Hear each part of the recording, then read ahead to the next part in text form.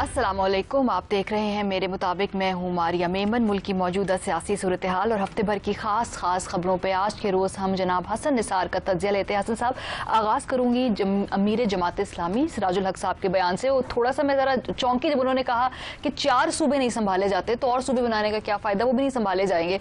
ऐसी कुछ बात जरदारी साहब भी कुछ अरसे पहले एक इंटरव्यू में कर चुके हैं, मैंने सुना था। यानी मैं क्या तबसरा करूं इस बात पे, ये पता नहीं सोच का कौन सा लेवल है। मेरा एक शेर है, मैंने तो किसी और कॉन्टेक्स्ट में लिखा था कि शहर आसेब में आंखें ही नहीं हैं काफ़ी, उल्टा लटकोगे तो फिर सीधा दिखाई देगा। इन्हें कोई चीज़ ठीक नज़र ही नहीं आती। बंदा पूछे, ये आर्गुमेंट दे रहे हैं कि जी 4 सूबे तो संभाले नहीं जा रहे हैं, तो 14 या 40 बना के क्या कर रहे हैं, यही कह रहे हैं ना। बिल्कुल। अल्लाह इनके हाल पे रहम फरमाए। और मैं क्या कह सकता हूं भाई, 4 इसीलिए तो संभाले नहीं जा रहे कि इतना बड़ा सूबा संभालना ये वायबल है ही नहीं। ये पूरी दुनिया की प्रैक्टिस नहीं है। तुम आसमान से उतरे हो, मतलब मुझे समझ नहीं आती ये क्या खा के सोचते हैं, ये किन लोगों के पास बैठते हैं, ये किस किस्म की किताबें पढ़ते हैं। पूरी दुनिया ने एक लंबे प्रोसेस से, तजर्बे से गुजरने के बाद ये तरीकाकार अपनाया कि वायबल यूनिट्स होने चाहिए। अब 62% ऑफ पाकिस्तान, अकेला पंजाब, वो नागराजा बन के आप बैठे हो, भाई नहीं मुमकिन। सेचुरेशन पॉइंट होता है, हत्ता कि आइंस्टाइन और न्यूटन का भी होता है। बियॉन्ड अ सर्टन लिमिट गाड़ी है दुनिया की सबसे जो कीमती और तेज रफ्तार तरीन स्पोर्ट्स कार है, उसकी भी एक हद है। तो आपकी इस्तेदाद की भी एक हद होती है। ये उल्टी बात कर रहे हैं। ठीक है, सिराजुल हक साहब को ये समझ लेना चाहिए कि 4 संभाले ही इसलिए नहीं जा रहे कि ये इट्स टू बिग, कि प्रॉपर तरीके से उसको मैन करना मुमकिन नहीं है। अच्छा, एक और बात इसमें लेट मी ऐड, ये सिर्फ फूड फॉर थॉट है। मैं कमेंट नहीं कर रहा, मैं सिर्फ तारीख बयान कर रहा हूं कोल्ड ब्लडेडली। मुस्लिम लीग सरबराह कायद आज़म मोहम्मद अली जिन्नाह, जरा बंदे का कद काट, उस बंदे की दयानत, उस बंदे की रियाजत, उस बंदे की मेहनत, उस बंदे की शख्सियत। आज मुस्लिम लीग, मियां नवाज शरीफ, पीपल्स पार्टी, जुल्फकार अली भुट्टो, कितनी किताबों का ऑथर, क्या गजब का स्टेट्समैन, ठीक। आज आसिफ अली जरदारी। इसी तरह अब बात सिराजुल हक साहब से शुरू हुई ना, कहाँ मौलाना अव्वल मौदूदी और कहाँ हमारे सिराजुल हक साहब। सो इससे आप देख लो, आप कह रहे हो ये क्या बनेगा और क्या होगा, तो ये यही कुछ होगा जो हो रहा है। पॉलिटिकल एलीट की फिर सोच अगर हसन साहब ऐसी है तो फिर अवाम कैसे तवक्को क्या रखे, उनका क्या पहली बात तो ये है कि मैं पूरी जिम्मेदारी से ये बात कर रहा हूँ और दावत भी दे रहा हूँ, जिसका दिल करता है मेरे साथ मुनाजरा कर ले, मुकालमा कर ले, ईमेल भेज दे, आर्गुमेंट। एलीट, पहली बात तो ये है कि एलीट दुनिया में होती है और होनी चाहिए। एलीट घर में भी होती है, जैसे आपके वालिद, आपकी वालदा आपके घर की एलीट है। वो उस घर का कल्चर, वो उस घर का तौर तरीका, उसके एतवार, उसके अंदाज, उसका उसलूब, हर चीज वो डिटर्मिन करते हैं, वो आपको एक डायरेक्शन देते हैं, ठीक है। इसी तरह मुल्कों में, मुआशरों में भी एलीट होती है। हमारी बदनसीबी ये है कि हमारे यहाँ एलीट है ही नहीं, कि सारा का सारा गंद का ढेर है। अब वो पूछो कैसे।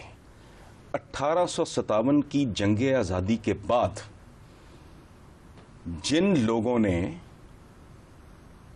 जिन गलीज तरीन लोगों ने अंग्रेज को माली इमदाद दी, अददी कुव्वत फराहम की, यानी मैन पावर, मनी, पैसा, और साथ उनकी मुखबरियां की, ये उनके तलबे चाटने वाले 14 अगस्त 1947 में इस मुल्क की एलीट बन गए।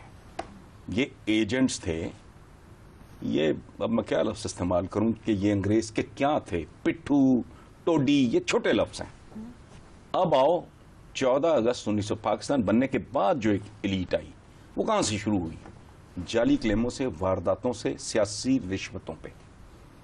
सिनेमा बहुत बड़ा बिजनेस था, उसका लाइसेंस मिलता था, आपको मिलता था, मुझे नहीं मिलता था। ट्रांसपोर्ट कंपनी है, बसें खरीदनी है, एक रूट पे चलानी है, रूट परमिट मुझे मिलता था, आपको नहीं मिलता था। आपको बात समझ आ रही है? Export, import, quotas. फिर ये वो लोग थे जिन्होंने बिजली चोरी शुरू की और फिर गैस की चोरी तक आए जब गैस आ गई। यही वो लोग थे जिन्होंने चोरी के जो मैनहोल के ढक्कन चोरी होते हैं ना, ये कहां जाते हैं? कभी आपने खरीदा या मैंने खरीदा? कौन खरीदते थे? रेलवे की चोरी होने वाली पटड़ियां कौन खरीदते थे? ये चोर थे जिनका ना कोई आगा था ना पीछा था। पाकिस्तान बना, एक वैक्यूम क्रिएट हुआ। रिश्वत देने के लिए या लेने के लिए खास तरह की बेहयाई चाहिए। बाहया आदमी, बावकार आदमी जिसका कोई आगा पीछा हो, वो तो पूरी जिंदगी इस सहम में गुजारता है कि परवरदिगार मेरी इज्जत आबरू की। ये इज्जत बेइज्जती से बियॉन्ड लोग थे। पांव भी पकड़ लिए, रिश्वत भी दे ली, अगर जवाबन किसी ने थप्पड़ मारा वो भी बर्दाश्त कर लिया। कस्टम इंस्पेक्टर के भी पांव पकड़ लिए, फूड इंस्पेक्टर के भी पांव पकड़ लिए, पुलिस इंस्पेक्टर के भी आगे लेट गए। सो ये दो तरह की इलीट्स नाम नेहाद इस मुल्क में। अशराफिया है ही नहीं। अशराफिया अगर होती तो ये मुल्क इस हाल को ना पहुंचता। एक एलीट जो 14 अगस्त 1947 से पहले गोरे ने क्रिएट की थी, गद्दारी के नतीजे में 1857 के बाद। फिर उसमें एक और पैच है कि जो बारें हैं ना, ये सांदल बार, फलाना बार, जहां जैसे लालपुर बना, वहां फिर इन्होंने एक मिनी एलीट पैदा की। ये सब उनके परवरदा लोग थे। दूसरी जो पैदा हुई वो मैंने आपको बता दिया, वो सारी तकरीबन चोरी, चकारी, डकैती, रिश्वत, हरामखोरी की पैदावार। हां, इसमें डेफिनेटली एक्सेप्शंस हैं। मुस्तस्नियात से तो प्योर साइंसेस भी खाली नहीं होती। Exceptions are there. जो रिस्पेक्टेबल खानदान थे, ऑलरेडी बिजनेस में थे, ये वो लोग थे जिन्होंने बेग बोरो स्टील। ये फिर एक देही अशराफिया थी आपकी और एक रूरल शहरी अशराफिया। तो ये अर्बन और रूरल जो सो कॉल्ड एलीट है आपकी, इनकी तो घुट्टी, इनको तो घुट्टी मिली है हराम की और गद्दारी की और अवाम दुश्मनी की। ये बेसिकली वो लोग थे जिन्होंने पाकिस्तान और पाकिस्तानियों को बेचा। हसन साहब, यहाँ हम एक ब्रेक लेंगे, वापस आएंगे तो पार्लियामेंट की मुद्दत शायद अब 4 बरस कर दी जाए। इस हवाले से कानून साजी में काम शुरू हो गया है, इस हवाले से बात करेंगे। देखते रहिए मेरे मुताबिक।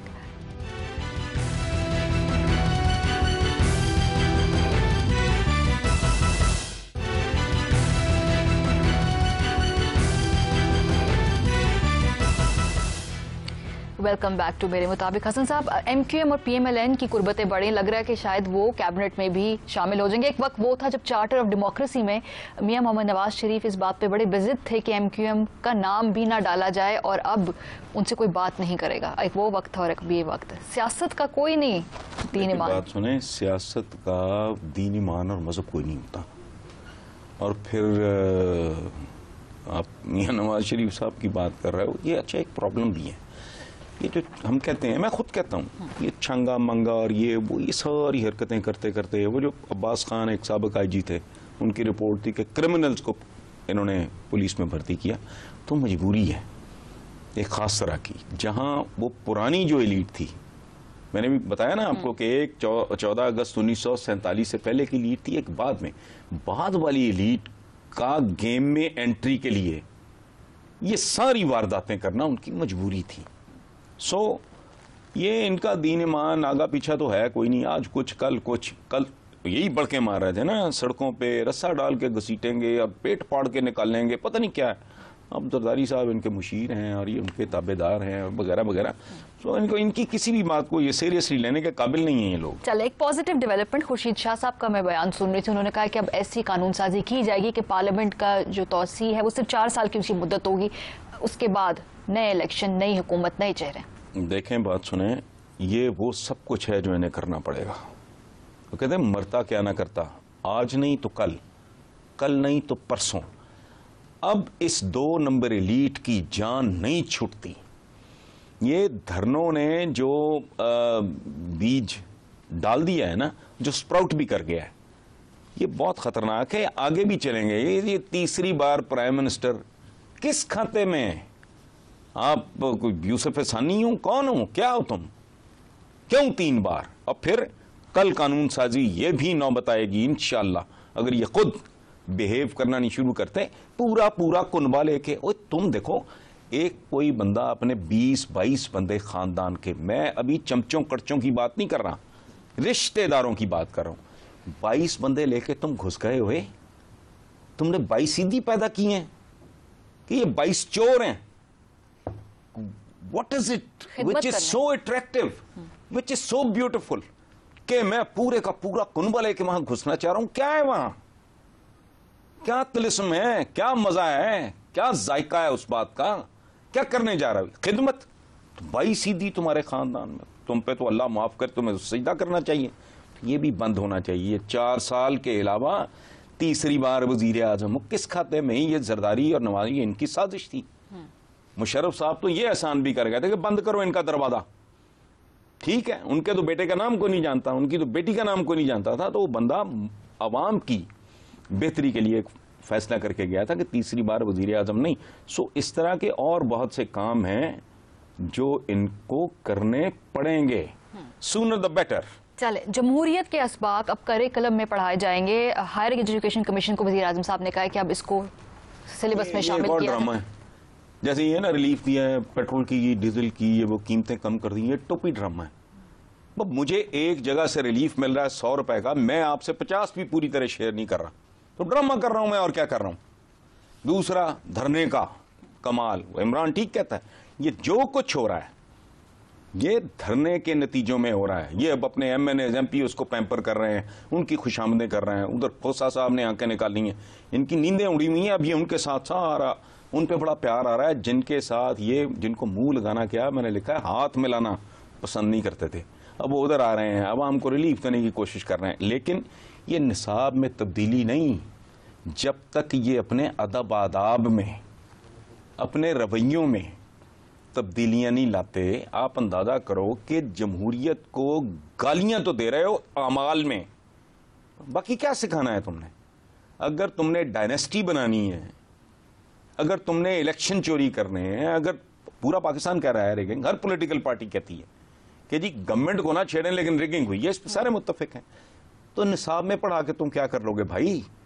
بچہ جب دیکھے گا کانٹرڈکشن اتنی ننگی، تو آپ پہلے نصاب میں بڑی اچھی باتیں پڑھا رہے ہیں. مجھے بتاؤ بچپن سے کیا کہتے تھے؟ وہ صفائی نصف ایمان ہے. نہیں، صفائی نصف ایمان ہے.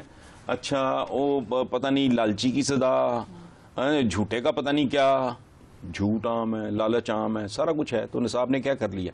اس کی وجہ ہے کہ جب تک آپ کے جو ایلیٹ سو کالڈ وہ ان کے رویے نہیں مناسب ہوتے، نصاب نہیں اپنے ادب آداب تبدیل کرو تو سارا ٹھیک ہے. ٹھیک ہے. اچھا، ہمارے ویورز بڑے سیانے ہو گئے ہیں. ایک ای میل ہمیں آئی ہے اور انہوں نے ہمیں پوری ایک لسٹ بھیجی ہے ان اشتہاروں کی جس پر میاں شہباز شریف اور نواز شریف صاحب کی اپنی تصویر ہے. ڈینگی مکاؤ، اپنی گاڑی اپنا نام، یہ پراپر اس نے ہمیں بھیجا ہے. کرو اپنا جہان پیدا، یہ یوتھ انٹرنشپ پروگرام ہے، لیڈیز ہیلتھ ورکر، اور یہ کافی لمبی ہے، ایک بڑا پلندہ ہے. کی قسم کو ڈیسنٹ آدمی ہو نا، تھوڑی سی بھی جس کو وہ دن میں تیسری دفعہ اپنی شکل دیکھنی پڑ جائے نا تو بندہ ویسے ہی اوادار ہو جاتا ہے. یہ یوسف حسانی ہے، ان میں کوئی سنتوش کمار ہے، کوئی حسن کے مجسمے ہیں، یہ رابرٹ ریڈفورڈ ہے. یہ اچھا یا تو یہ اپنی جیب سے کر رہے ہو، مجھے آج تک اس بات کی سمجھ نہیں آئی.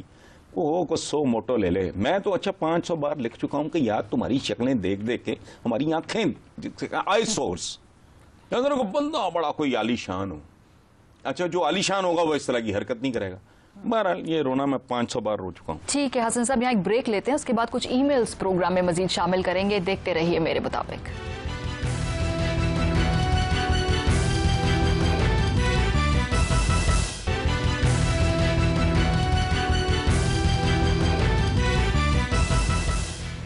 ویلکم بیک ٹو میرے مطابق. بھارت سے ہمیں بہت زیادہ ای میلز آتی ہے حسن صاحب، سوشل میڈیا پہ خاص طور پہ پرسنلی مجھے بھی، اور ہم کے جو فیس بک پیجز ہیں اس پہ لوگ بہت سارے سوالات بھیجتے ہیں. ہم سب نہیں پوچھ سکتے، کوشش کرتے ہیں کہ جو ہم شامل کر سکیں وہ کریں. مودی صاحب کے حوالے سے ایک پوچھا سوال، انہوں نے کہا کہ وہاں پر قانون سازی کی جا رہی ہے کہ ان کا تمام جو بلیک منی ہے وہ واپس لے کر آئی جائے بھارت کے اندر. پاکستان میں اس طرح کوئی ہوتا دیکھ رہے ہیں ہم؟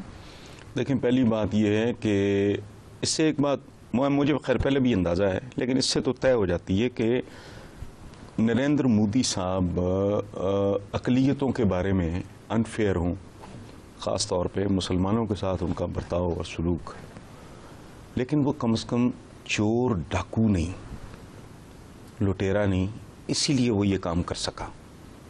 اب اگر آپ کو یاد ہو تو 1.5-2 سال پہلے کی بات ہے شاید، جب یاد نہیں، میں نے قسطوں میں کالم لکھا تھا کہ پوری دنیا میں یورپی یونین سے لے کے سوئٹزرلینڈ تک، یونائٹڈ نیشنز تک، میرے پاس ساری وہ تفصیلات موجود ہیں کہ یہ ہو چکی ہے قانون سازی، لیجسلیشن موجود ہے کہ بھئی ان ملکوں کا پیسہ جو ہے واپس جائے۔ یہ جو چور ڈکیت حکمران ہیں خاص طرح کے ملکوں کے، یہ اپنے ملک میں چوریاں ڈاکے کر کے پیسہ باہر لے جاتے ہیں، نتیجے میں ملک میں جہالت ہوتی ہے، غربت ہوتی ہے، محرومی ہوتی ہے، جس کے پھر نتیجے میں جرائم، انتہا پسندی، یہ ٹیررسٹ، اس طرح کے لوگ پیدا ہوتے ہیں۔ چونکہ ایک تو جہالت ہوتی ہے، دوسرے ضرورت ہوتی ہے، اینگر ہوتا ہے، غصہ ہوتا ہے، ٹھیک ہے۔ تو پاکستان میں یہ تب ہوگا جب یہاں بھی کوئی ایسا شخص اقتدار میں ہوگا جو خود ڈاکو نہ ہو، جس پہ مالی الزام، بھلے اس میں کتنے الزامات ہوں، وہ فائنینشیل ہائیجین اس کی ایسی ہو جس کو چیلنج نہ کیا جا سکے۔ اور جیسے میں نے پہلے کچھ باتوں کے حوالے سے کہا، یہ آج نہیں تو کل یہ بھی ہونا ہے۔ اس کی وجہ ہے اب اس سے ویسٹ بھی تنگ آ گیا ہے کہ یہ جو چور ڈکیت اپنا ملک کھوکھلا کر کے ہمارے خلاف نفرت پھیلتی ہے، وہاں یہاں آ کے پیسہ گل سڑ رہا ہوتا ہے۔ اور ان کی فلسفی بڑی سادہ ہے کہ یہ پیسہ تو کسی نہ کسی شیپ اور فارم میں آنا تو ہمارے پاس ہی ہے، ٹیکنالوجی ان کے پاس ہے۔ آپ تو اتنے گئے گزرے لوگ ہیں کہ ہمارا تو بن کباب بھی ہٹ نہیں ہوا۔ وہ چونکہ جو سپیریئر قومیں ہیں انہوں نے تو یہ مطلب یہ جو اتنے بڑی چینز آپ کھانے پینے کی دیکھ رہے ہو، فاسٹ فوڈ کی، کیا بیچتے ہیں یہ؟ F-16 تو آپ سے نہیں بنتا جی، مجھے سمجھ میں آ رہی ہے بات۔ آپ مریخ پہ نہیں جا سکتے، آپ کے پلے کچھ نہیں، سمجھ میں آتی ہے بات۔ اوے بھائی، انہوں نے فضول قسم کے بن کباب، یہ چٹنیاں، پتہ نہیں کیا، یہ گندبل آپ بیچ لیا پوری دنیا میں۔ آپ اپنے پائے نہیں بیچ سکے، آپ اپنی نہاری نہیں بیچ سکے۔ سو پیسہ الٹیمیٹلی وہ کہتے ہیں آنا تو ان کا ہمارے پاس ہی ہے، بٹ یہ کسی طریقے سے آئے، یہ اپنے ملک کی چوری ڈکیتی، اس کو ایون ویسٹ اب ڈسکریج کر رہا ہے۔ پاکستان میں بھی یہ ہونا ہے، لیکن صرف اس وقت جب کوئی عمران خان جیسا بندہ ہوگا جو درویش آدمی ہے، ویلا فارغ۔ ٹھیک ہے جی، آگے بڑھتے ہیں۔ ایک اور ای میل آئی ہے، وہ جاننا چاہتے ہیں کہ کم سے کم وقت میں اگر کسی انسان کے کردار کے بارے میں کوئی رائے قائم کرنی ہو تو کیسے کی جائے؟ یہ بڑا ویسے ویری انٹرسٹنگ، بہت خوبصورت اور بہت دلچسپ سوال ہے، کیونکہ اب لوگوں کے پاس کسی چیز کے لیے بھی ٹائم نہیں۔ سو آپ میرے بارے میں پرکھتے ہوئے you don't have enough time and vice versa, ٹھیک ہے۔